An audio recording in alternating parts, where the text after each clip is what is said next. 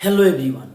আজি আমি শিকিম তোমালোকৰ দশম শ্ৰেণীৰ বিজ্ঞানৰ প্ৰথম অধ্যায় ৰাসায়নিক বিক্ৰিয়া আৰু সমীকৰণৰ এটা ইম্পৰ্টেণ্ট টপিক যে ৰাসায়নিক বিক্ৰিয়া মানে কি তাৰ বিষয়ে আজি আমি সম্পূৰ্ণৰূপে একদম ডিটেইলছ আলোচনা কৰিম। গতিকে তোমালোকে ভিডিঅ'টো স্কিপ নকৰাকৈ শেষলৈ চাই থাকিবা, ঠিক আছে? কাৰণ যদি তোমালোকে কনচেপ্টে বুজি নোপোৱা তেনেহ'লে এই চেপ্টাৰটোৰ ভিতৰত কি আছে সেইখিনি অকণো বুজি নাপাবা। প্ৰথমতে চেপ্টাৰটোৰ নাম কি আমাৰ যে ৰাসায়নিক বিক্ৰিয়া আৰু সমীকৰণ, ঠিক আছে? গতিকে চেপ্টাৰটোত আমি কি পাম যে ৰাসায়নিক বিক্ৰিয়া পাম আৰু সেইবোৰৰ সমীকৰণবোৰ পাম, ঠিক আছে? এইখিনি আমি পাম। ৰাসায়নিক বিক্ৰিয়া কেই প্ৰকাৰৰ, কি থাকিব পাৰে ৰাসায়নিক বিক্ৰিয়া, সেই ৰাসায়নিক বিক্ৰিয়াৰ বিষয়ে পাম আৰু তাৰ সমীকৰণবোৰ আমি কেনেদৰে লিখোঁ, ঠিক আছে? সেই সমীকৰণবোৰৰ বিষয়ে পাম। এতিয়া কথা হ'ল যিহেতু চেপ্টাৰটোৰ নামেই হ'ল ৰাসায়নিক বিক্ৰিয়া, ঠিক আছে? গতিকে আমি বুজিব লাগিব প্ৰথমতে ৰাসায়নিক বিক্ৰিয়া মানে কি। যে যদি কোনো এটা বস্তুৰ ৰাসায়নিক পৰিৱৰ্তন হয় তেতিয়া তাক আমি কি বুলি ক'ম যে ৰাসায়নিক বিক্ৰিয়া বুলি ক'ম। তেনেহ'লে তাৰ ডেফিনেশ্যনটো আমি কেনেদৰে দিম চোৱা, যে যেতিয়া কোনো এটা ৰাসায়নিক পৰিৱৰ্তন ঘটে তেতিয়া তাক ৰাসায়নিক বিক্ৰিয়া বুলি কোৱা হয়। এতিয়া কথা হ'ল যে ৰাসায়নিক বিক্ৰিয়া মানে আমি বুজি পালোঁ কি যে ৰাসায়নিক পৰিৱৰ্তন হ'লে তেতিয়া তাক আমি কি বুলি ক'ম যে ৰাসায়নিক বিক্ৰিয়া বুলি ক'ম। কিন্তু ৰাসায়নিক পৰিৱৰ্তন মানে কি? ইয়াত এটা শব্দ আছে ৰাসায়নিক পৰিৱৰ্তন। এই ৰাসায়নিক পৰিৱৰ্তন মানে কি সেইটো আমি বুজিব লাগিব, নহ'লে আমি ৰাসায়নিক বিক্ৰিয়া কি সেইটো আমি বুজি নাপাওঁ। এতিয়া ৰাসায়নিক পৰিৱৰ্তন মানে কি? যদি এনেকুৱা ধৰণৰ এটা পৰিৱৰ্তন হয় যিটো পৰিৱৰ্তনত কি হ'ব যে তাৰ গুণ, ৰূপ, আকাৰ, আকৃতি সকলো সলনি হৈ যাব তেতিয়া তাক আমি কি বুলি ক'ম যে ৰাসায়নিক পৰিৱৰ্তন বুলি ক'ম। বা এটা বস্তুৰ পৰা আমি এটা নতুন বস্তু পাম তেতিয়া তাক আমি কি বুলি ক'ম যে ৰাসায়নিক পৰিৱৰ্তন হোৱা বুলি গম পাম, ঠিক আছে? ইয়াৰ কিছুমান চাইন আমাৰ আছে যে তুমি কেতিয়া এটা ৰাসায়নিক পৰিৱৰ্তন হৈছে বুলি ভাবিবা, ঠিক আছে? ৰাসায়নিক পৰিৱৰ্তন হ'বলৈ হ'লে কি কৰিব লাগিব যে ৰঙৰ পৰিৱৰ্তন হ'ব লাগিব, গেছৰ উৎপত্তি হ'ব লাগিব, উষ্ণতাৰ পৰিৱৰ্তন হ'ব লাগিব আৰু অৱস্থাৰ পৰিৱৰ্তন হ'ব লাগিব।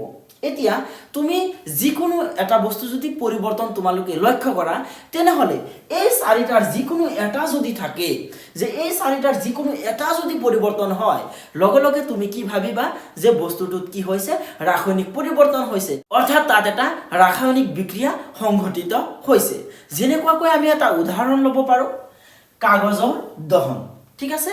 আমি এটা কি উদাহৰণ লৈছোঁ কাগজৰ দহন লৈছোঁ, অৰ্থাৎ কাগজটো আমি পুৰিছোঁ। এতিয়া কাগজ পুৰাটো এটা ৰাসায়নিক বিক্ৰিয়া হয় না নাই আৰু ইয়াৰ পৰিৱৰ্তনটো এটা ৰাসায়নিক পৰিৱৰ্তন হয় না নাই এতিয়া সেইটো আমি প্ৰমাণ কৰিম। মোৰ হাতত এটা কাগজ আছে আৰু মোৰ হাতত এটা মেচ আছে, ঠিক আছে? জুই শলা আছে। গতিকে জুই শলাৰে আমি কি কৰিম প্ৰথমতে এই কাগজটো পুৰিবলৈ আৰম্ভ কৰিম। চাওঁ পুৰাত কি হয় সেইটো এতিয়া আমি চাওঁ।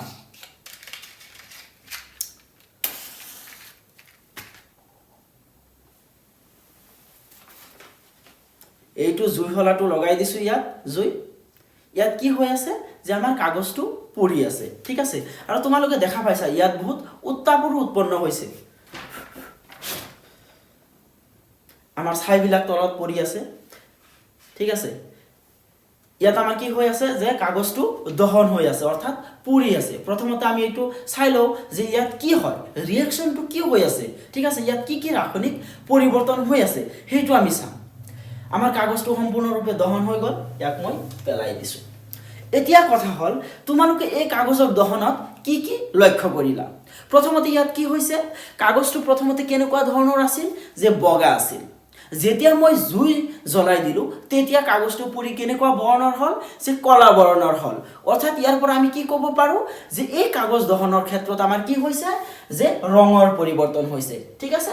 গতিকে এইটো আমাৰ ছেটিছফাই হৈ গ'ল যে এটা আমাৰ বৈশিষ্ট্য লাগিব কি যে ৰঙৰ পৰিৱৰ্তন হ'ব লাগিব। গতিকে ৰঙৰ পৰিৱৰ্তন হৈছে যদি লগে লগে আমি ক'ব পাৰোঁ কি যে কাগজ দহন এটা আমাৰ কি ৰাসায়নিক বিক্ৰিয়া আৰু ইয়াত যিটো পৰিৱৰ্তন হৈছে তাক আমি ৰাসায়নিক পৰিৱৰ্তন বুলি ক'ম। আমাৰ এই চাৰিটাৰ এটা হ'লে হৈ যাব, কিন্তু আমি আৰু চেষ্টা কৰিম যে আৰু কি পৰিৱৰ্তন হৈছে। ইয়াত কি হৈছে যে গেছৰ উৎপত্তি হৈছে। ইয়াত গেছৰ উৎপত্তি হৈছে না নাই তোমালোকে হয়তো এই কেমেৰাত তোমালোকে দেখা পাইছা যে কাগজ যেতিয়া মই দহন কৰিবলৈ আৰম্ভ কৰিছিলোঁ বা জুই লগাই দিছিলোঁ তেতিয়া লগে লগে এই কাগজৰ পৰা কলা বৰণৰ ধোঁৱা কিছুমান ওলাবলৈ আৰম্ভ কৰিছিল। কলা বৰণৰ কিছুমান ধোঁৱা তোমালোকে দেখা পাইছা, ঠিক আছে। সেইবিলাক হ'ল আমাৰ গেছ। গতিকে প্ৰথমতে কাগজত গেছ আছিল নেকি? গেছ নাছিল। যেতিয়া আমি জ্বলাই দিছোঁ তেতিয়া সেই কাগজৰ পৰা কি উৎপত্তি হৈছে? কলা বৰণৰ যিবিলাক আমাৰ কাৰ্বন মনক্সাইড আছে, কাৰ্বন ডাই অক্সাইড গেছ আছে, সেই গেছসমূহ উৎপত্তি হ'বলৈ আৰম্ভ কৰিছিল। গতিকে এইটো আমাৰ ছেটিছফাই হৈ গৈছে। তাৰপিছত আছে আমাৰ উষ্ণতাৰ পৰিৱৰ্তন। এতিয়া আমি সকলোৱে জানো আমাৰ ৰুম টেম্পাৰেচাৰ কিমান থাকে? যে 25 ডিগ্ৰী চেলচিয়াছ থাকে, ঠিক আছে। আমাৰ যেতিয়া কাগজটো আছিল সেই কাগজটো আমাৰ 25 ডিগ্ৰী চেলচিয়াছ উষ্ণতাত আছিল। যেতিয়া আমি তাত জুই জ্বলাই দিছিলোঁ লগে লগে কি হৈছিল?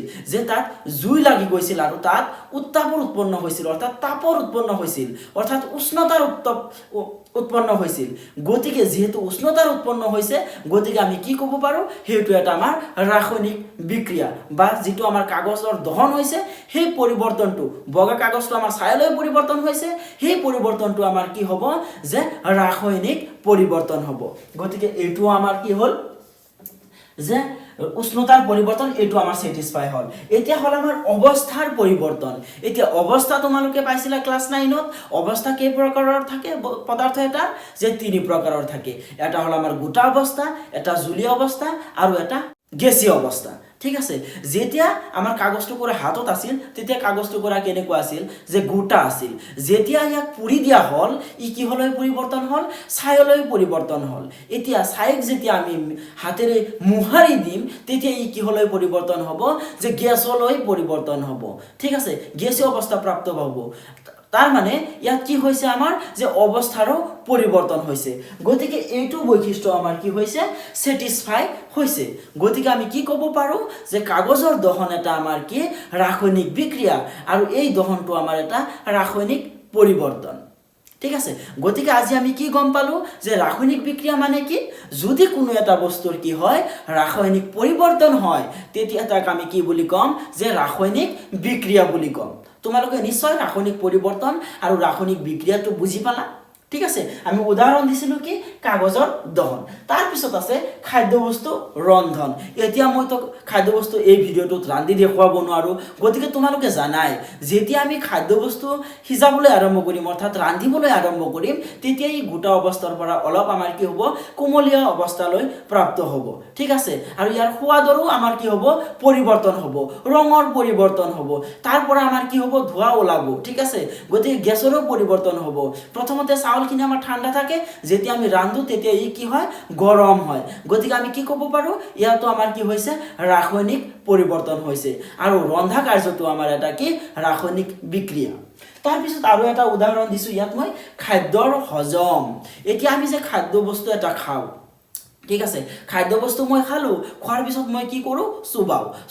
চুবোৱাৰ পিছত মোৰ গলেৰে একদম পেটৰ ভিতৰত সোমাই যায়, হয় না নাই? পাকস্থলীত যায়। এতিয়া পাকস্থলীত আমাৰ নানান ধৰণৰ বিক্ৰিয়া হয়। যেনেকুৱা ধৰণৰ আমাৰ পাকস্থলীত থাকে কি? যে হাইড্ৰক্লৰিক এচিড। এই হাইড্ৰক্লৰিক এচিডে কি কৰে?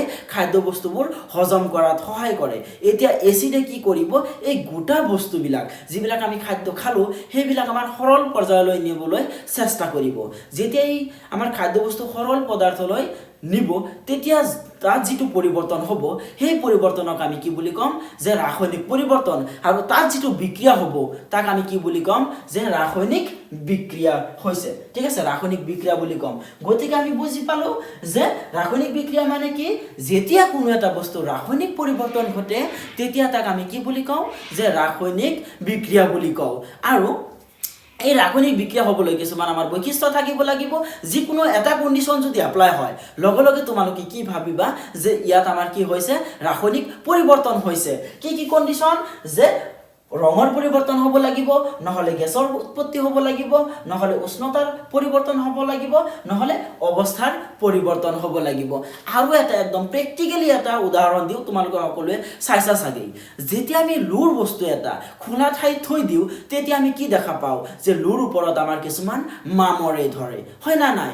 এতিয়া লুৰ বৰণটো কেনেকুৱা? প্ৰথমতে তোমালোকে চিলভাৰ কালাৰৰ লুটো লৈছিলা, তাৰপিছত যেতিয়া তোমালোকে দেখা পালা যে এইটো যেতিয়া আমি মাটি মাটিত পেলাই থওঁ তেতিয়া তাৰ ওপৰত আমাৰ মুগা বৰণৰ মটীয়া বৰণৰ এটা চামনি দেখা পাওঁ হয় না নাই তেনেহ'লে আমাৰ ইয়াত কি হৈছে চিলভাৰৰ পৰা আমাৰ ডাইৰেক্ট মুগা বৰণলৈ পৰিৱৰ্তন হৈছে গতিকে আমি কি ক'ব পাৰোঁ যে ইয়াত যে ৰঙৰ পৰিৱৰ্তন হৈছে ঠিক আছে গতিকে ইয়াক আমি কি বুলি ক'ম যে ৰাসায়নিক পৰিৱৰ্তন ক'ম আৰু যিটো প্ৰচেছেৰে এইটো পৰিৱৰ্তন হ'ল সেই প্ৰচেছটোক আমি কি বুলি ক'ম ৰাসায়নিক বিক্ৰিয়া বুলি ক'ম আজি যিহেতু তোমালোকৰ বিজ্ঞানৰ প্ৰথম চেপ্টাৰৰ প্ৰথম লেকচাৰ আছিল ঠিক আছে গতিকে ভিডিঅ'টো এইখিনি ইমান ডাঙৰ নকৰোঁ আৰু এনেকুৱা ধৰণৰ কনচেপচুৱেল ভিডিঅ' পাবলৈ আমাৰ চেনেলটোক ছাবস্ক্ৰাইব কৰিবা আৰু এই ভিডিঅ'টো তোমালোকে যিমান পাৰা তোমালোকৰ বন্ধু বান্ধৱীলৈ শ্বেয়াৰ কৰি দিবা